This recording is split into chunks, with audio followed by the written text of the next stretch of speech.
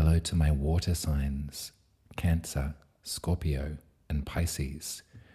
We are entering eclipse season, the time of the year that the dragon eats the sun. You'll find your horoscopes for your rising signs in the timestamps listed below.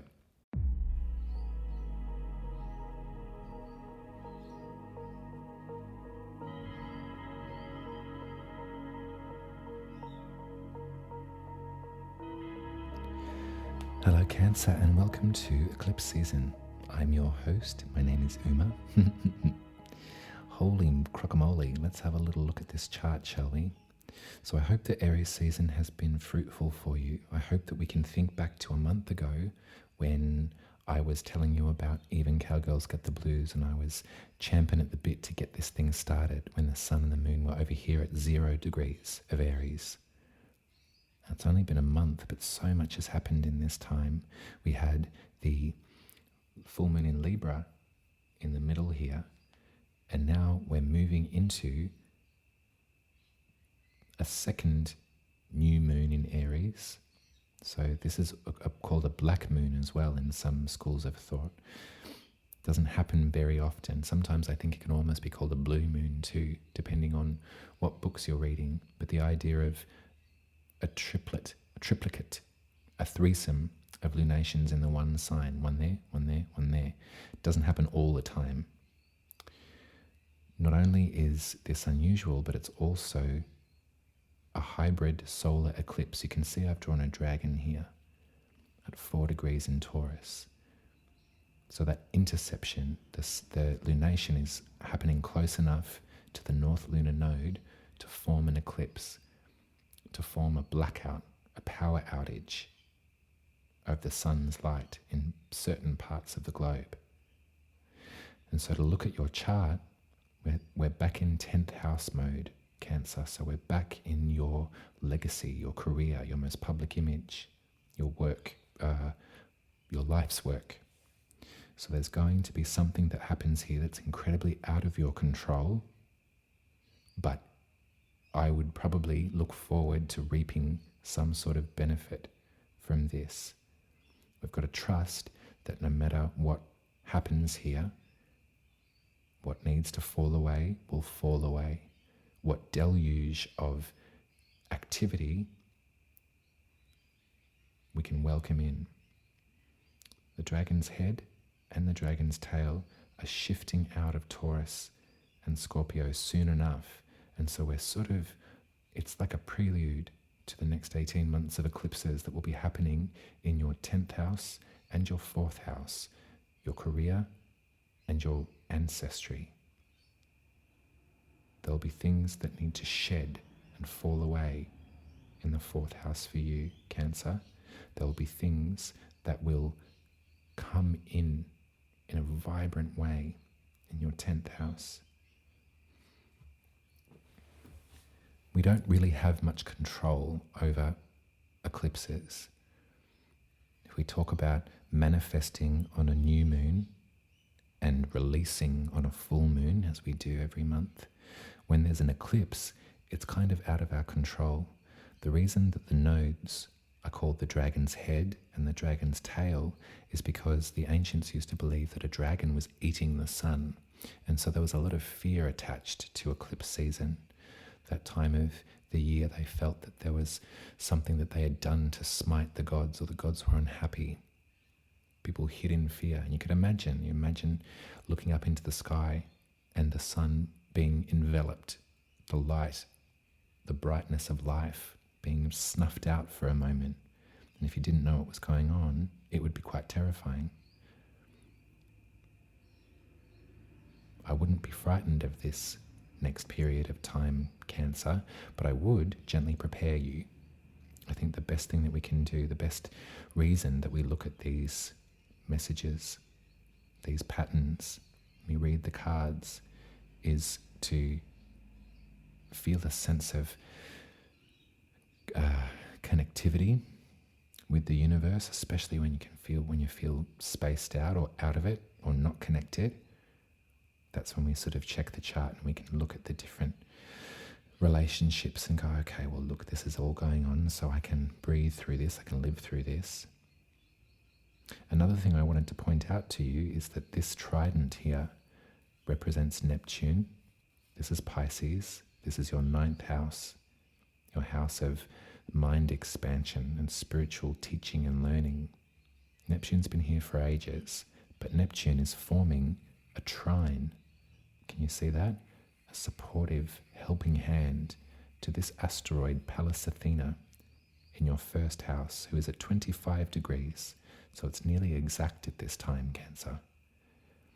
The mythology of Pallas Athena is that she was the child of Zeus and was born out of the forehead of her father, ready for battle, completely in full military regalia, as an adult human ready to lead the charge, to approach the fight with confidence and fury and independence.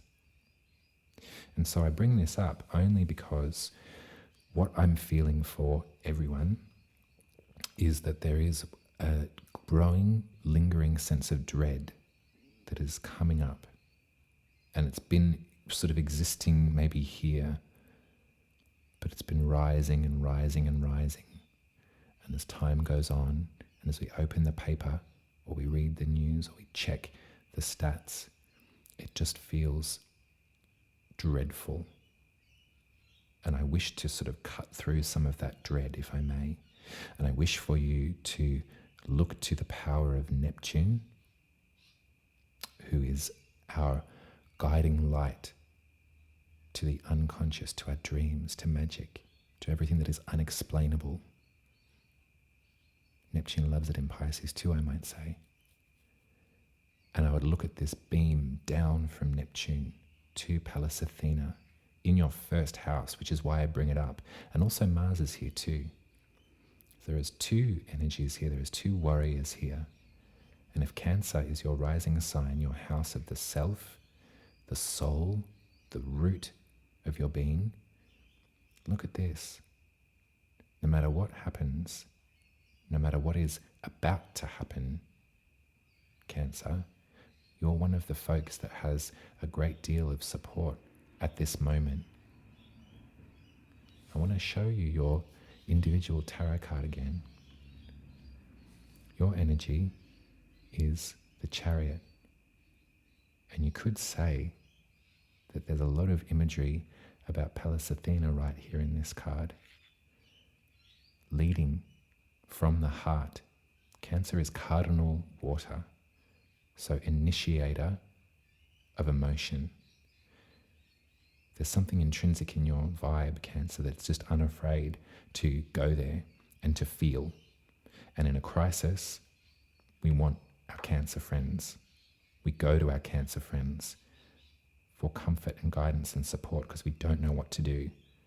Sometimes you might feel that you're not quite sure what to do, but it doesn't stop you from showing up anyway, does it? It doesn't stop you from cooking dinner for those that need to eat, or from packing everything in the car and driving here because you could be of service in some way. When it comes to crisis, this is who we want. And so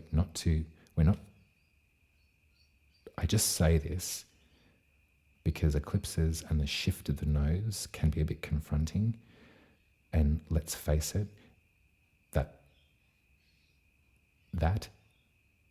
that rising dread can be really hard to deal with. And I'm not saying that it's not hard for you to deal with. I'm saying that at this eclipse in the 10th, I'd be really interested to see what bridge you can find between your career, your legacy zone, and your 11th house, which is where Taurus is, which is your house of community and your sense of humanity. You can see that there's a bridge that's being built here between these two signs at this eclipse. I doubt very much that you're not in some line of work that is in healing or of service, to create space for other folks, to show them kindness. because you're a cancerrising, that's probably something that you're doing already. I think that I want to steel you with a beautiful sense of self at this time, Cancer. That's probably a really great way to say it. Pallas Athena and Mars, two energies that are unafraid. Be unafraid, Cancer. And I think that if you can sense that someone's struggling right now, then I think that I would be encouraging you to show up, to make the call, to go over and to check in. It's not going to be, you're not a busybody for doing so. This Aries season has brought up a lot. There's been a lot that we've had to look in the eye, and there's been a lot that we've had to reconcile, and there's also been a lot of decompression after such a tense feeling in the body over these last 3 years or so, of everyone sort of being in half crisis mode. And now it's only now that people are starting to sort of feel the repercussions of that tension. And so now the wheels might be coming off for other people. So now is the time for you to step into your crab suit, leave your nippers in your back pocket, but to be bold enough to check in with folks that you think might be struggling.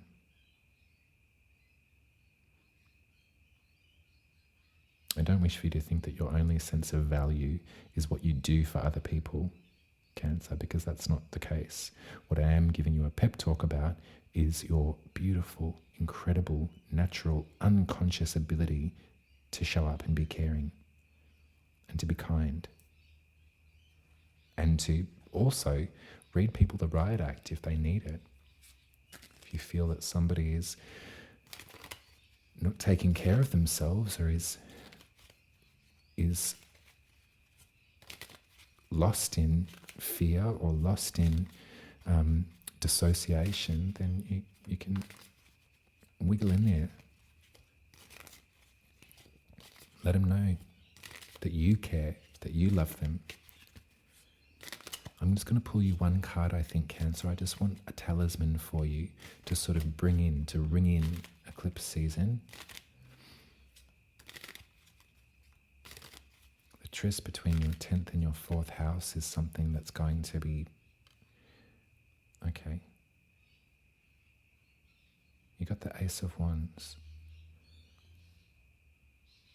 which I feel is a direct beeline to spirit, to the collective unconscious, to God, whatever word that you like to use that links us all together.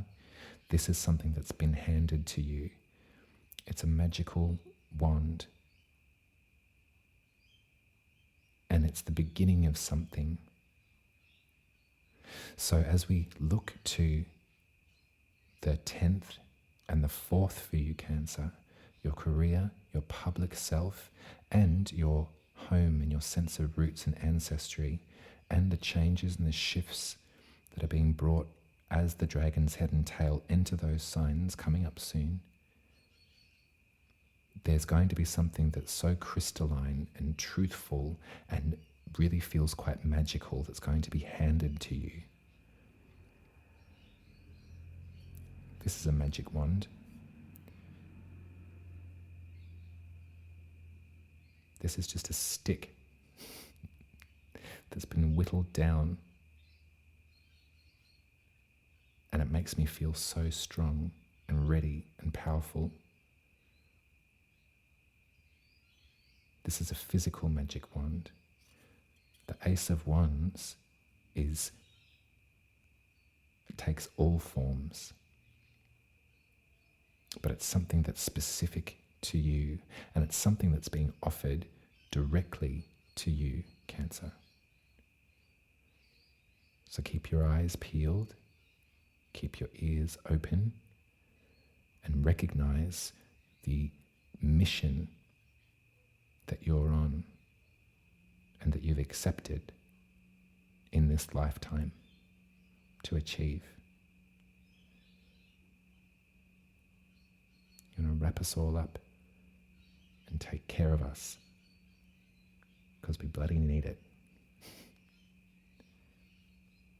I love you heaps, Cancer. You take care. I am going to be speaking to you in 2 weeks for the final full moon eclipse in Scorpio. So this is your 5th house of self-expression. So over the last 18 months, the jolts and the shifts and the starts, maybe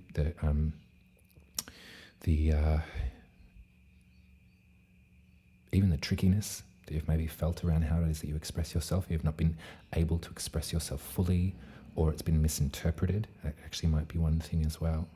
This is going to be one final lunation here, and then we can sit back and we can go over what it is that happened, what it is that needed to shed.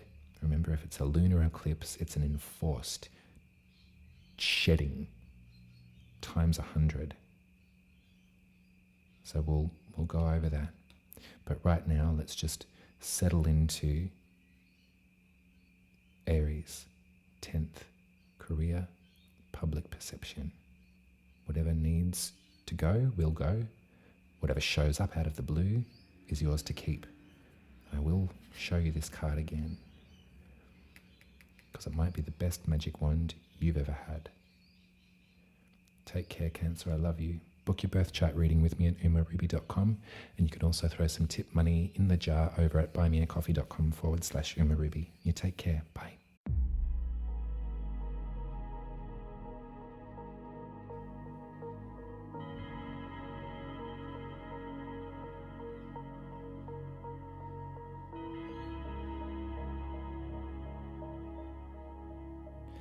Hello, Scorpio, and welcome to Eclipse season. We're having a hybrid solar eclipse in Aries on Thursday, April 20th at 2:16 p.m. if you're in the Southern Hemisphere with me. So change the time and date to suit your location. Let's have a look at the sun and the moon. So at the beginning of the month, at the beginning of the season, we were talking about the 0 degree point of Aries, where the sun and the moon came into conjunction before. And this was a pivotal point for us. I remember in the horoscopes, I was talking to you about the idea of beginning again, starting a very fresh page in your journal, starting a very fresh day with a brand new outlook. And then the moon traveled around and reached 16 degrees of Libra in opposition to the sun, and we had a full moon, and we had the 3 of Swords to talk about. And then the moon has come around again, and before the sun can enter Taurus, only a matter of hours, the moon has met up with the sun once more. So we have another new moon in Aries, but this time it's forming a solar eclipse. And this is because the dragon's head here that I've drawn with little sharp teeth and spikes is at 4 degrees of Taurus. The dragon's tail is here still in your 1st house at 4 degrees. And so the dragon's head, the dragon's tail, the north lunar node, the south lunar node is the point of interception. The moon intercepts the Earth's orbit around the sun, and we have solar eclipses or we have lunar eclipses, depending if it's the moon getting in the way of the sun's light or if it's the Earth's shadow getting in the way of the sun's light on the moon. Now in astrology, the dragon's head and the dragon's tail point to parts of life that we receive either a profound deluge or a shedding, and it's kind of out of our control. The reason that we say dragon's head and dragon's tail is because in the ancient days, folks used to believe that a dragon was eating the sun. And so you could imagine the fear attached to something like that. In astrology, We look to these points on a birth chart, for one, to see perhaps where we're being guided and urged to follow in this lifetime. And in the transiting astrology, we can point to the parts of our chart where we might experience things that feel out of our control, that feel in some way kind of fated. And so this is a hybrid eclipse because the luminaries are in Aries, the dragon's head is still in Taurus, but the distance is so small that the eclipse takes place. Aries is your 6th house, remember? So here we talk about our body. Here we come into friendship with our physical vessel and with our daily ritual, our daily routine. When I think about the 6th house, I sometimes think about how on earth the pyramids could possibly have been made. All of those folks, those people that created something so vast and grand with rudimentary tools, they had to have dropped into a state of rhythmic repetition to get through it. The 6th can sometimes talk about that necessity. Think about times in life where you've felt that you've had to drop into a different space to get through a body of work or a very difficult task. This is 6th house stuff. So you can see that our physical health has to be optimum to be able to achieve this, physical and mental. There's a sense of grounding and reality that happens here in the 6th house. In opposition to that is the 12th, which is far more magical, far more mystical, far more conceptually and esoterically potent. If this is a magical, dreamlike realm, then this is grounded reality on planet Earth. And so the dragon's head is bringing with it some information. It almost feels like there's a bridge between Taurus and your 7th house, a place where I would imagine over the last 18 months or so, there has been some fated shedding or some fated introduction. The nodes have been in your 1st house of the soul center and your 7th house of relationships and co-creation for about 18 months. Maybe there's been relationships that are no longer in your orbit because there was something in your soul's essence that needed to be heard. There's a metamorphosis that's going on for you, Scorpio. And I think that the dragon's head is bringing with it information to your body's center, to parts of you that have gone through some gorgeous healing with Chiron and Jupiter here as well. This could be literally your physical health. There may have been breakthroughs that you've gone through, or there's been a reacquaintance with your physical needs. Perhaps you're listening to your body more than you ever have before. And what is the body?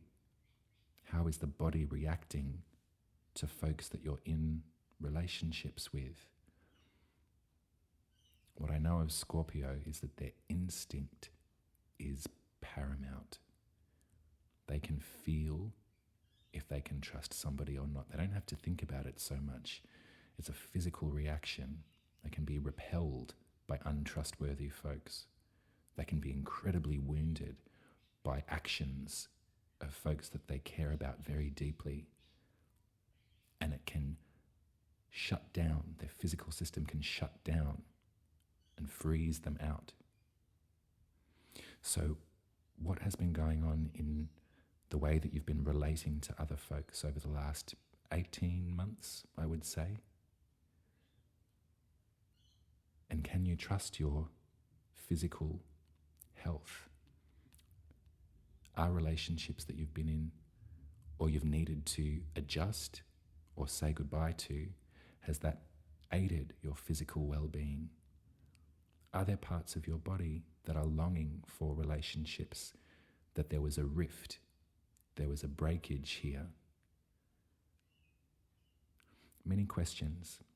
And eclipses in the 7th house are not easy, but they're very beneficial. Same so for the first house as well.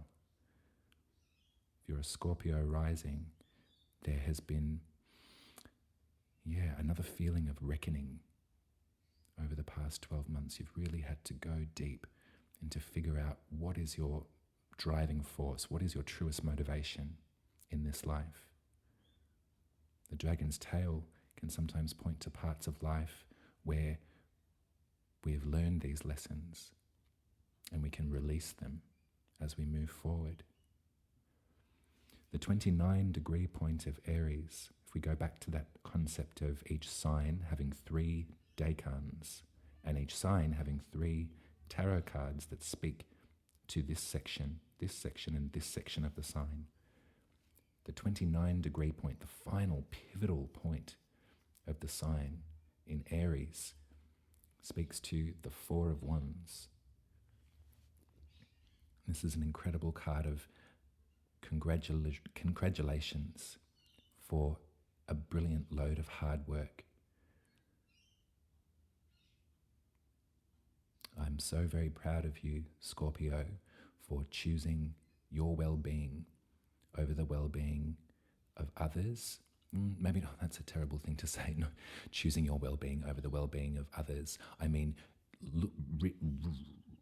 realizing that you have needs and that you have a right to co-collaboration. Sometimes these charts can look a little bit lopsided, can't they? If we're consistently being hurt or disregarded in this side of the chart, that can leave us feeling quite cold. It can really harden the heart. It can really have us become quite solitary. There's a risk for Scorpio sometimes to be a lone ranger. The depths that you plunge to and the intensity of your feeling is protected by a carapace of cold ice, because sometimes it can be really scary to be so vulnerable or to swim so deep. But I think that this dragon over this past bit of time has been really urging you to explore those depths. How can you come into healthy relationship that is going to benefit your physical being as well?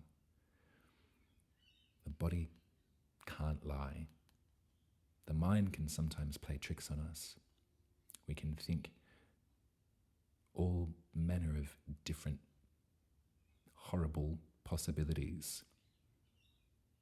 We can get lost in paranoia when we're feeling triggered or when we're feeling alone.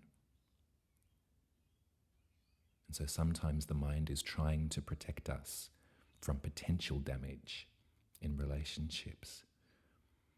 Maybe you've said it to yourself, it's happened before. This feels good, but I can't trust it because it's happened before. I've been let down so many times, or I've been abandoned, or I've been treated terribly. This can be the mind. And so when this thought cycle happens, it's incredibly valuable to dip below that activity in the brain and ask the body what it thinks. As a Scorpio, your instinct, as I said, is so strong. So your body is telling you the truth. The body can't lie. Your physical system speaks to your intuition.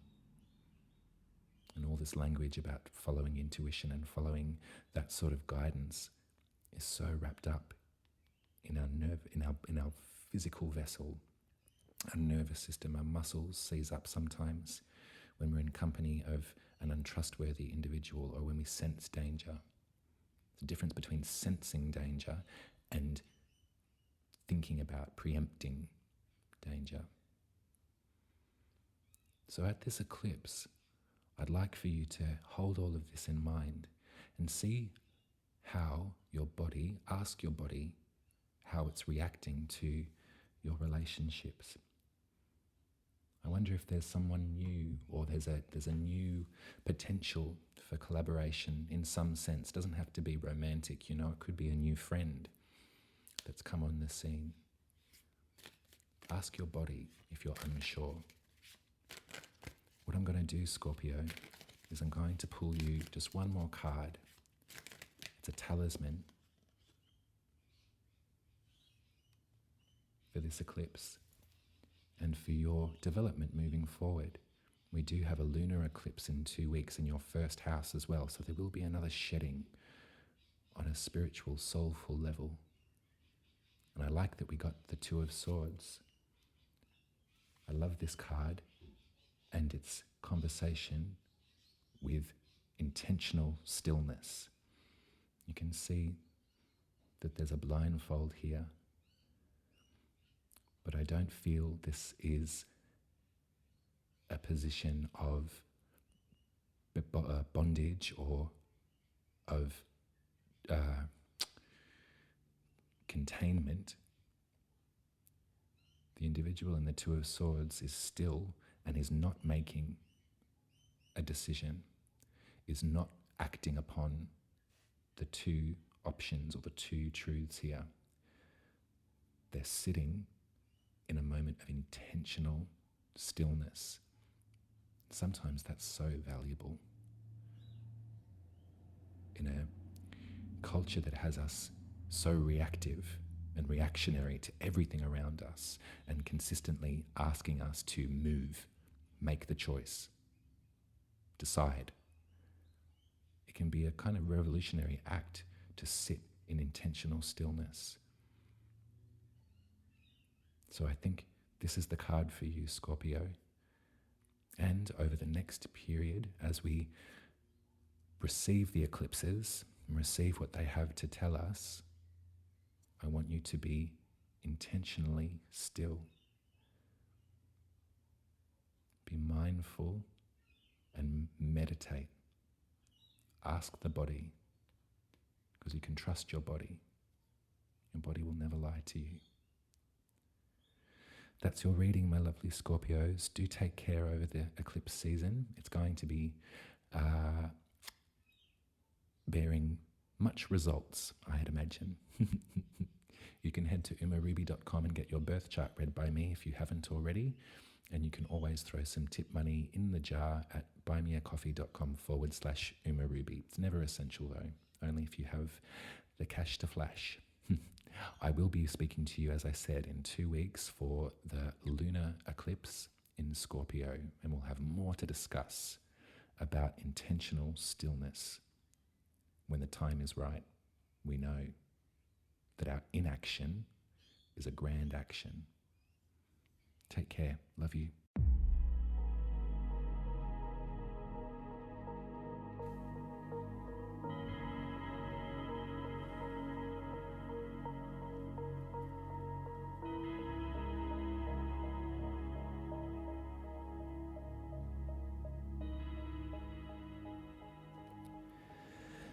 Hello Pisces, and welcome to eclipse season. We've got a hybrid solar eclipse in Aries to look forward to on April the 20th at 2:16 p.m. if you're in the southern hemisphere with me. So I've got a little bit to explain to you. I want you to think back to a month ago when we were rejoicing at the new moon in Aries at 0 degrees back here. The sun and the moon came into conjunction, and we got to hope and wish and dream about what we're worth. We got to recognize that we have access and control over our resources, that we have autonomy, and that we can be proud of the work that we are doing and that we have done so far, and that no amount of money makes that all the more valuable. We realized and hoped for and wished for and recognized that what is in our back pocket has nothing to do with our worth and our contribution. And we looked forward to a time when we could stand on our own 2 feet and we could provide for ourselves and we could lift our chin up high and say to ourselves, this is my life. This is how I live it. This is what I focus on. Some folks may think that I am deluded or that I'm tripping out.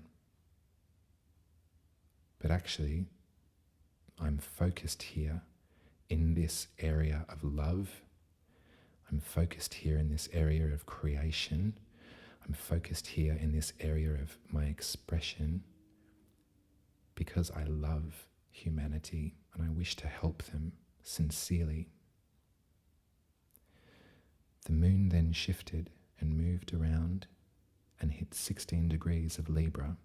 You remember the sun was back over here at 16 degrees, and we came face to face with the Three of Swords in our 8th house, the house of grief and sorrow and loss and binding, the house of the big death and the little death.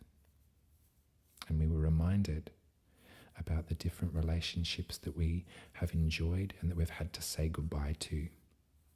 And we were confronted with that pain, those swords. And we remembered that we had to remove them to allow some of this emotion to flow, so we could really feel it and be unafraid to feel it and to express it and to show it. Then the moon took its journey, and now it's met up with the sun again at 29 degrees of Aries. A few hours later, the sun will move into Taurus and we'll welcome in Taurus season. But we've had 3 lunations in one sign. This doesn't happen all the time, Pisces. This is unusual, and so this is why our self-worth and our access to resources are so important at this time. You may have had thoughts and feelings about how worthless you are. These may have come up. And I'm here giving you this reading to remind you that we know that that isn't the truth. There may have been feelings of excitement and possibility. There may be a project that you've got your eye on, that you're thinking to yourself, can it be real? Can it be true? I wonder what will happen. And this eclipse in Aries is going to bring with it some unexpected results. And I really truly believe that. The reason that we're having an eclipse here is because you can see I've drawn a dragon here. This represents the North Lunar Node, the point of interception, when the moon gets in the way of the Earth's trip around the sun. This is when we have solar eclipses and lunar eclipses. In astrology, these points are marked by the dragon's head and the dragon's tail, because in the old days, folks were terrified that a dragon was eating the sun, killing the life force. We know now that they are lessons and they are extra points of emphasis. And so for the next 18 months, as the dragon's head and the dragon's tail move and rest into their axis of Aries and Libra, we're going to be experiencing something that feels like fate. For the next 18 months or so, our self-worth and our collaborations are going to be imbued with a sense of fate. There are things that are going to show up for us.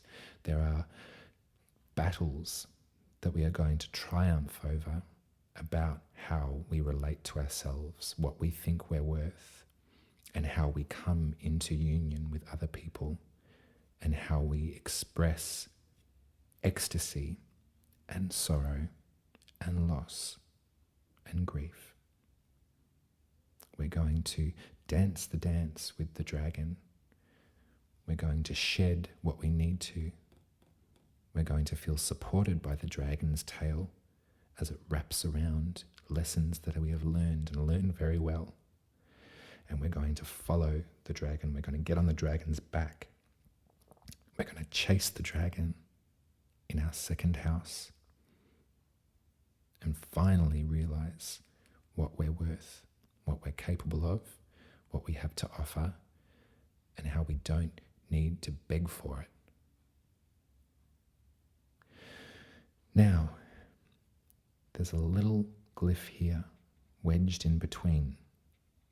I'm not sure if you can see it. This is the emblem of Vesta,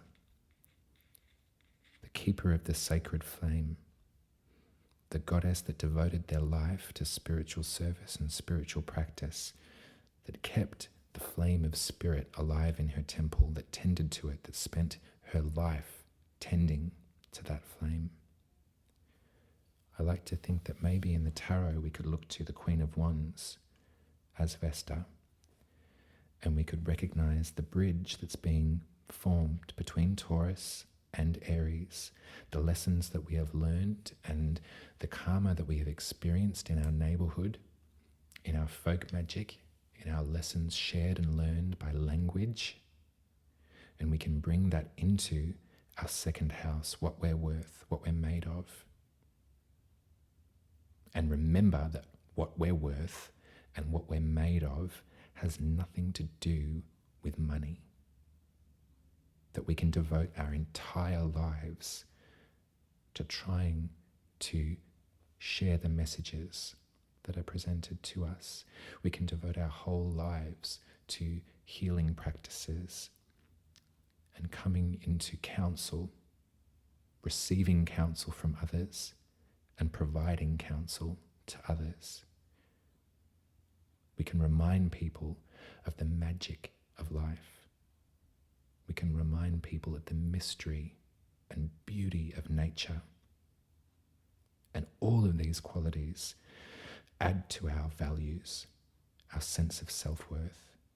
There are many different pathways that we could have taken, Pisces, and this is the one that we're on. And it's got nothing to do with money, nothing to do with it. You're going to feel galvanized over this next bit of time, and things are going to present themselves to you. You're not going to realize just how capable you are until it's confronted, until the dragon brings it into your second house. Chase it, chase it, chase it. Feel Vesta wedged between this lunation and the dragon's head. The goddess of the sacred flame is with you, Pisces, guiding you. This witch, this sacred witch, is in your corner. And you're at a point in life where you can set down your feelings of inadequacy and you can move ahead glowing like the Queen of Wands. There's magic around you, Pisces, so much. It's vibrant. The Pisces soul mantra is I leave the cosmic home and turning back I save. I leave the unconscious collective. I leave magical land and I turn around and I come back to save and to share human suffering. I want to pull you some tarot cards, I think, Pisces. And I want these cards to sit in your mind over the next months. And if ever there is a recurring thought of your lack of worth or your inability to function as a human in polite society, or whatever it is that might be getting you down from time to time, distracting you from your important work of being a magic maker. And I want you to remember these cards that I pull right now and remember the little story that we can share together.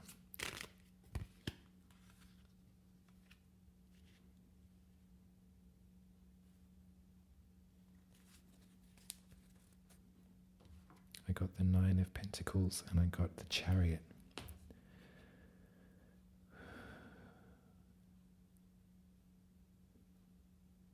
Wow. I love it when you pull the cards and they just sort of like, they're a visual image of what you've just said. This is magic in action. The Nine of Pentacles is about complete self-sufficiency and the knowing that you've got everything that you need and that you've built it yourself and that you're protected and comforted and guided and that you have the stuff to take care of yourself. You have the stuff to build a space where you can rest and a space where you can share and grow. That you are not incapable of achieving this for yourself, and that your way might be unconventional, but the road leads to a place of clarity and freedom. And the chariot is reminding me to talk to your Cancerian brothers and sisters. Talk to the folks in your life that are initiators.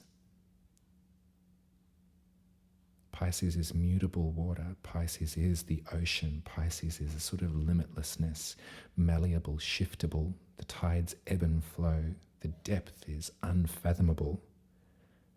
Cancer is initiation into emotional intensity, emotional connection. Cancer leads from the heart and wishes to build a safe, comfortable, protected home. And you can learn from the Cancer folks in your life. You can look to your chart and figure out what Cancer placements you have. Every single Pisces rising has Cancer in the 5th house, which is how we express ourselves. Right now Mars is there, and right now Pallas Athena is there, which is probably why I'm being so forthright with my language.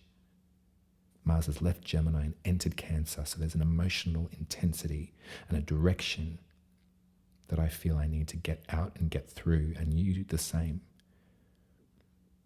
Sometimes Pisces feels like they want to dissociate or just like step off, get me off this stupid planet. Cancer says, no, how dare you? Put your feet on the ground. I love you. Have you had dinner? Do that. Feel that. Allow that in, Pisces. Protect yourself. Protect each other. Be kind to yourself. Be kind to each other. And let me know how this dragon shows up for you, because I'm really looking forward to it. I'm really looking forward to sharing with you my progress too. That's it, Pisces. Happy eclipse. Wrap yourself up. Let it happen. Go with the flow. Everything's going to be okay, and everything's going to be better than you ever possibly could have expected. I love you heaps. You can get your birth chart read by me at umaruby.com, or you can throw some money in the tip jar at buymeacoffee.com/umaruby. My PayPal handle is also at umarubytarot. Much love to you. Take care.